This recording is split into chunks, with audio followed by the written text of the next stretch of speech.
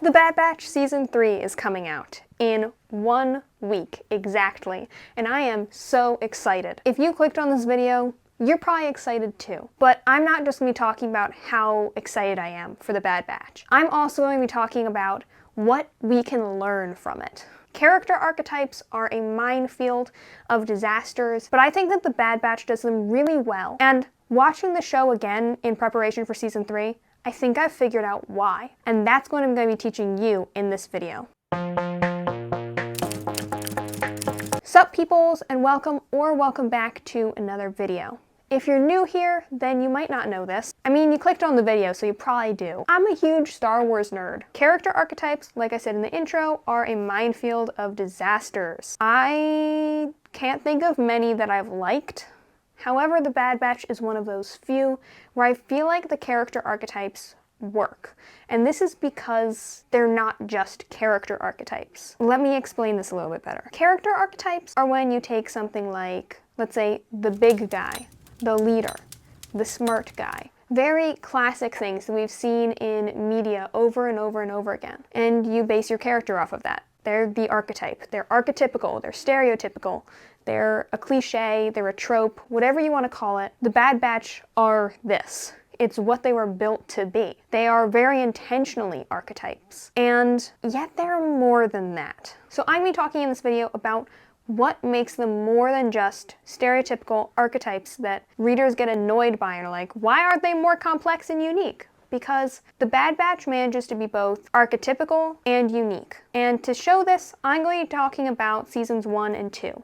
No spoilers for season 3, it isn't out at the time of this video. However, spoilers, major spoilers, for seasons 1 and 2. But first, before we really get started, one last word.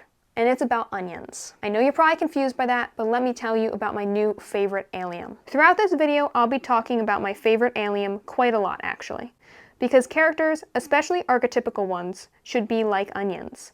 The archetype is that outer shell, but when you peel back the layers, they become more complicated and unique. And the characters of the Bad Batch are a perfect example of how writers can use archetypes as a starting point for building unique and compelling characters. Like I said, these characters are archetypical, but when you peel back the layers, like with an onion, they're more complex, they're more unique than just an archetype. And to talk about that, I'm going to start with Wrecker. Who doesn't love this guy? I mean, he was my least favorite character watching through the first time, but the second time watching through, I feel like he just keeps climbing the ranks because there's a layer of onionness to him that I didn't notice the first time watching it. The first time watching it, I also wasn't nearly as much of a writing nerd, so maybe I just didn't have the skill set or like the know-how to notice how much effort had been put into his character. But Wrecker is a combination of two very common tropes in media. The big guy, I mean, look at him. Who else would you have be the big guy? But he's also the gentle giant. They make a very compelling character. And I think that the mixing of archetypes is something really compelling. I feel like most of the characters are just one archetype, whereas Wrecker is two. And that's why I wanted to start off with him in a video all about archetypes. Wrecker is a combination of two common tropes, the big guy and the gentle giant. He's big, he likes to blow stuff up, and he can deal as much punishment as he can take, if not more. Usually, these characters aren't the brains of the organization, and Wrecker isn't.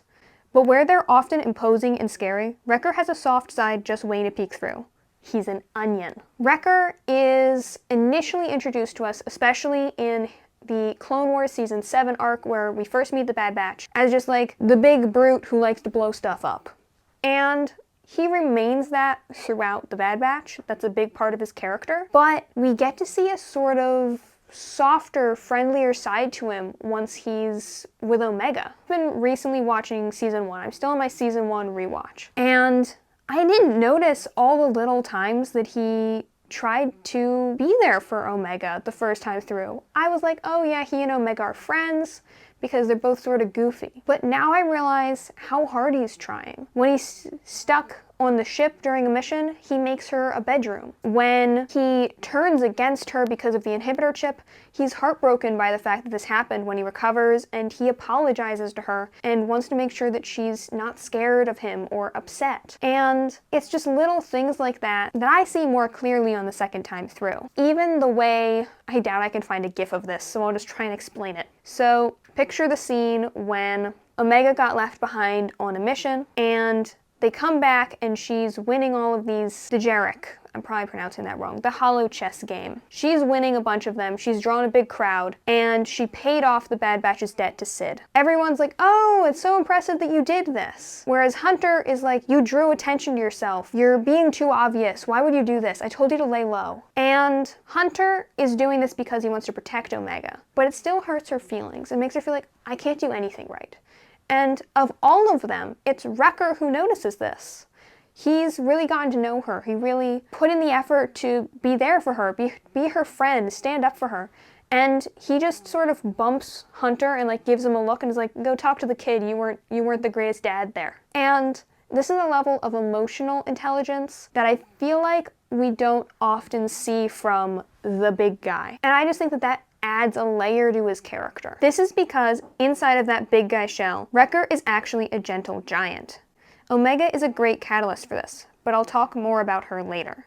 We get to see his gentle side peek out when he's interacting with her, as well as a level of emotional intelligence that the big guy might not usually show. When Omega is upset, Wrecker makes her laugh. When Hunter's being too hard on her, he tells him to lighten up. This means that while Wrecker is the stereotypical tough guy with more muscles than brains, there are other elements to his personality that make him stand out and let us connect with him as an individual and not just a stereotypical chessboard piece of a character. So like I was saying, Wrecker is more than just the big guy. He's a big guy with a gentle giant inside. And this isn't necessarily building on an archetype as much as it is mixing two archetypes, but it's still a way to give his character layers of uniqueness. He can both be tough and imposing while also being friendly and goofy. And it's things like this that make us connect with characters and get excited about characters. If we feel like a character is one note, there's no nuance to them, we're just gonna get sort of like tired of them. We're not gonna connect to them emotionally. And yet, when I was rewatching the episode where Wrecker's inhibitor chip turns on, it hurt to see him like that because of how scared Omega was. And seeing his reaction after shows us how much he cares about her, that his thoughts weren't just, oh,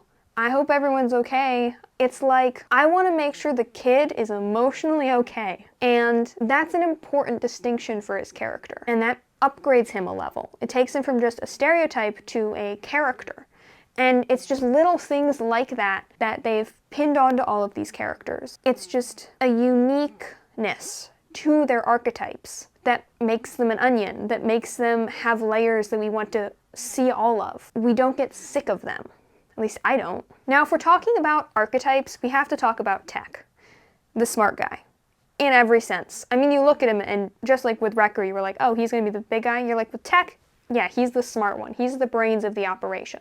There's no other way to view him. He's also my favorite. I think he might be my favorite Star Wars character of all time. I just love him so much. But anyway, Tech is such a stereotypical smart guy. From the glasses to the datapad and his love of trivial facts. I love this about him, but that's because he's also got other things to his personality. Yes, he is skilled with technology as his name suggests, and he would rather look at his datapad than a sunset most of the time. But he breaks the mold in other ways.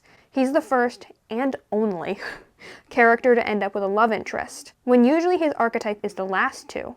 He has a layer of emotional intelligence to him that comes out when he talks to Omega in The Crossing. He's not above making a joke or a jab. Plus, where the smart guy is usually shown as being physically weak but mentally strong, Tech is both. He might not be as big as Wrecker, but he's shown that he can more than handle himself in a fight. Tech clearly is very stereotypical, archetypical, whatever you want to call it. He is a trope. He's got his glasses and his datapad, and he likes to recite trivial facts about, I don't know, hive mind stinger things, and he talks in such jargon that I don't even know what he's talking about sometimes. But there are other sides to his personality, like the way that he sort of starts to take a leadership role once Crosshair leaves the group, acting as the second in command to Hunter almost. I feel like a lot of times the more nerdy characters are always like hiding in the background, unconfident, scared of what other people think. Tech is brimming with confidence. He's the only character that can brag unashamedly without it rubbing me the wrong way. I don't think I've ever seen another character where them bragging is endearing. I don't know what it is. Maybe it's just that I love him so much, but I think it's just like something about the delivery. Anyway, his character plays with the nerdy stereotypes. He is physically weaker than Wrecker, but he can definitely handle himself in a fight. And not just because he outsmarts the opponent and stays away. A lot of times I feel like they would have made him the sniper so that he could stay far away from the action, and yet he has 2 short-range pistols and is right there in the droid's face. So the same way that maybe they would avoid the trope of him being physically weak, they can also play with other elements of his trope, like his relationship with Fee. Sort of him trying to navigate this, the same way that he tries to navigate a relationship with Omega is really compelling and adds layers to his character. Because usually, he doesn't have to try and put in the effort to connect on an emotional level with people. The Bad Batch are his family. He already has that with them. They die for each other, as we see. Oh God, I'm not going to talk about that. Anyway. Oh, now I'm thinking about it though. Anyway, not going to think about that.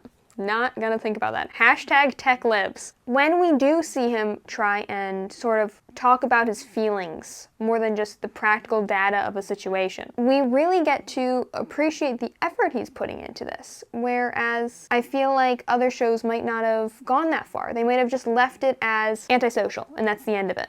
They're just like, yep, he's a nerd, he's antisocial. Done. Whereas this show explores, just like the crossing alone is amazing.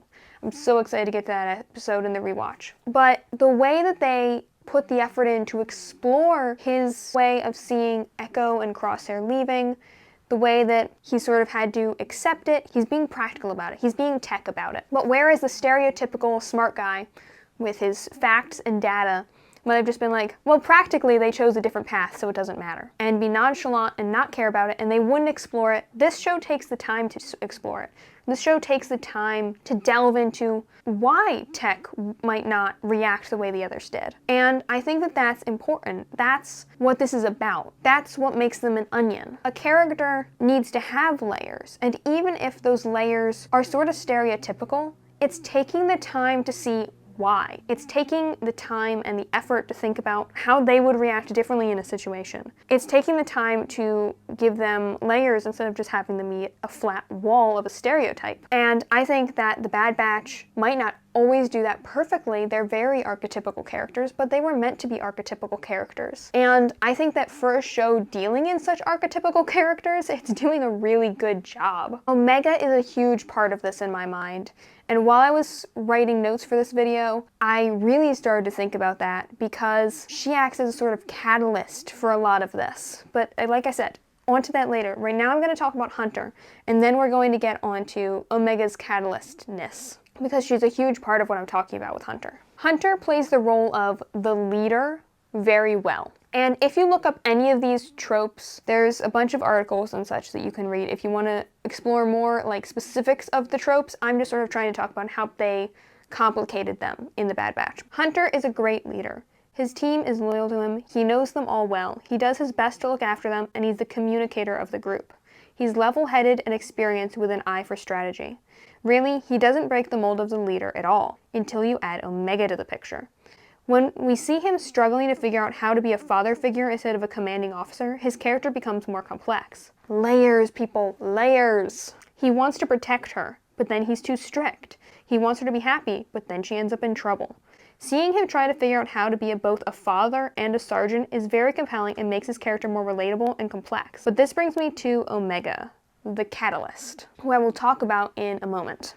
First, I just want to say I pretty much summed it up in my notes. I'm not going to stick with Hunter's character too long because I feel like a huge part of what I want to talk about with him is what I want to talk about with Omega. But Hunter's awesome. I love Hunter. I, again, didn't especially care about Hunter the first time I watched it, but looking through now, I can see like the detail that they put in and I'm just like, it's so good.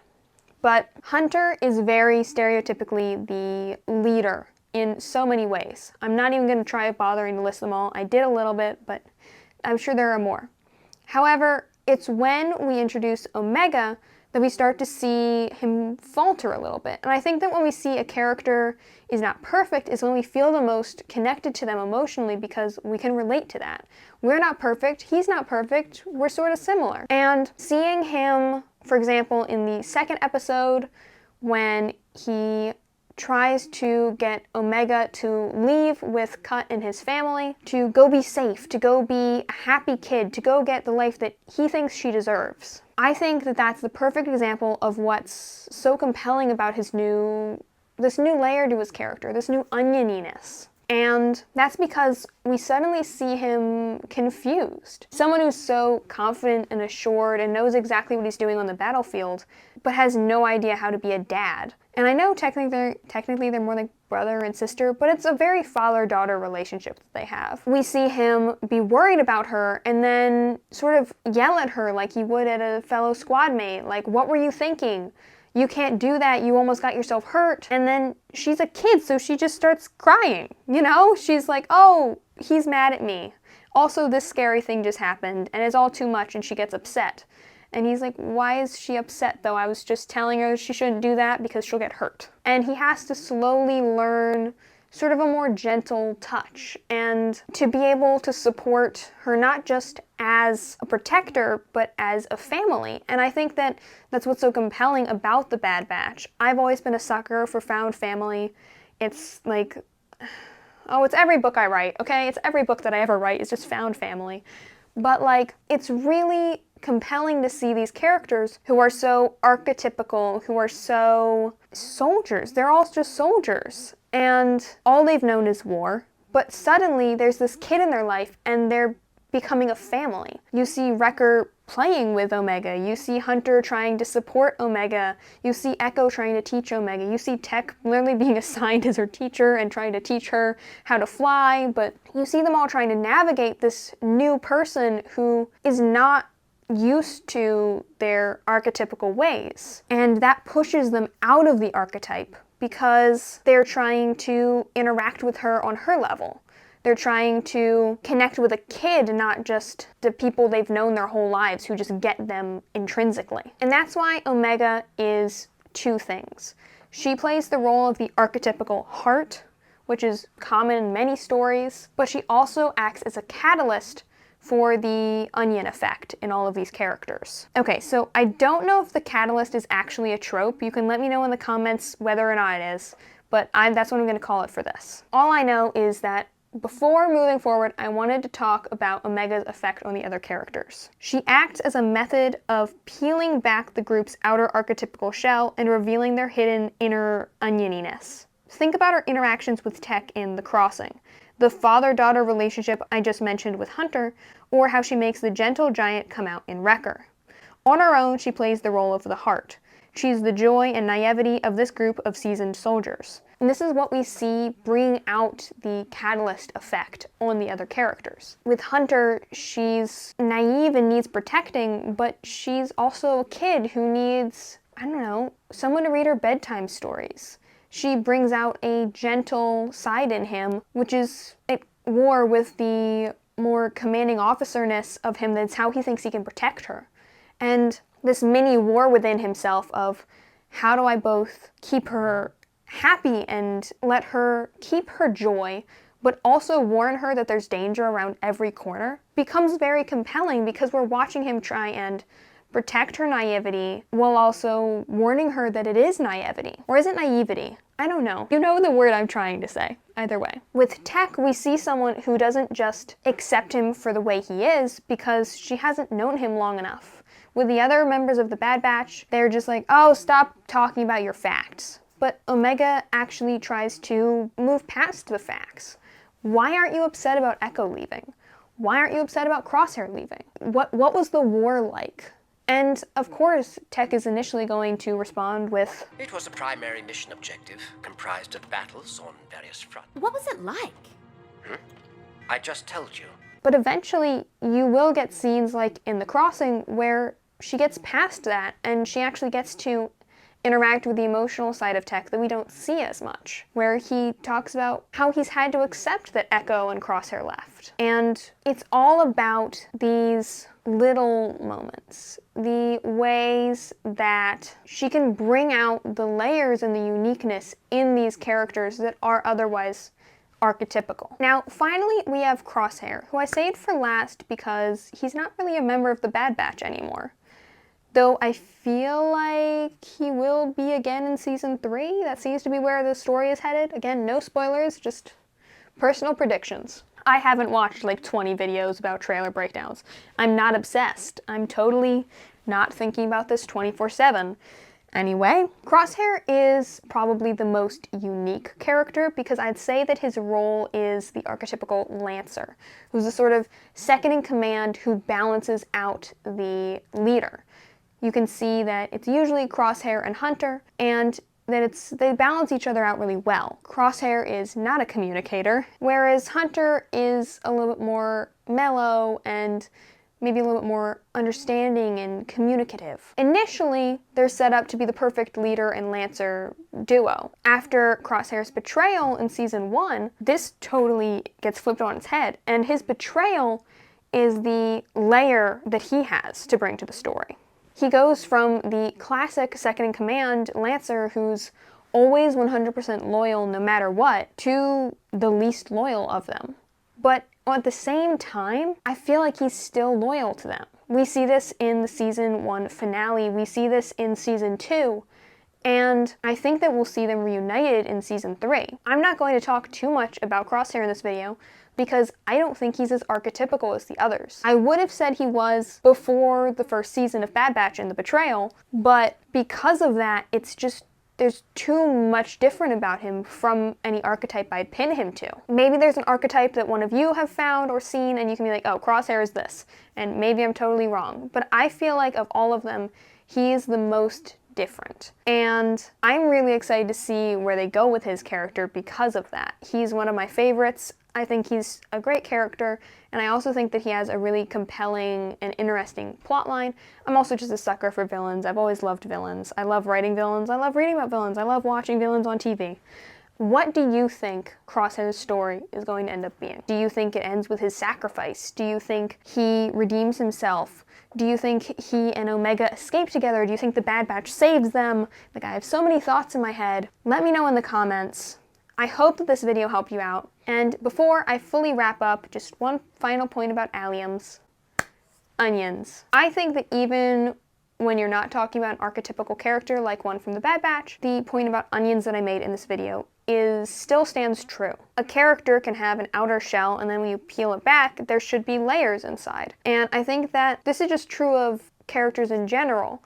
I think it's extra true with archetypical characters because otherwise they're just going to be an archetype, and that's why I used it in this video. But I think that just in general, your characters will come off as sort of archetypical unless they have layers. Layers are what makes a character interesting and compelling and not flat. So when you are writing a character, try and think about the layers. Try and think about why a character is the way they are. Try and think about how you can have your crossing, how you can have your scenes and stories that are layered and nuanced. If you're writing a character and you decide that they, I don't know, are cold and calculating, why are they cold and calculating? What is a conversation with them like when they finally stop being cold and calculating? If they're just being sort of vulnerable, what does that look like? And even if there is never a scene where they are vulnerable, knowing what that scene would be like will still help you write them with more nuance. So it's always about thinking about the details and the layers of your characters. Thank you so much for watching. Mostly I just want to talk to you about Bad Batch in the comments, but if you made it all the way to the end, feel free to comment an onion emoji down below, if that even exists, or just type onion. Everyone will be confused by your comment, and I will be so happy. Thank you for watching. Don't forget to subscribe. I'm so excited for Bad Batch Season 3. I bet you are too if you made it all the way through this video, and I will see you on the next page. May the Force be with you.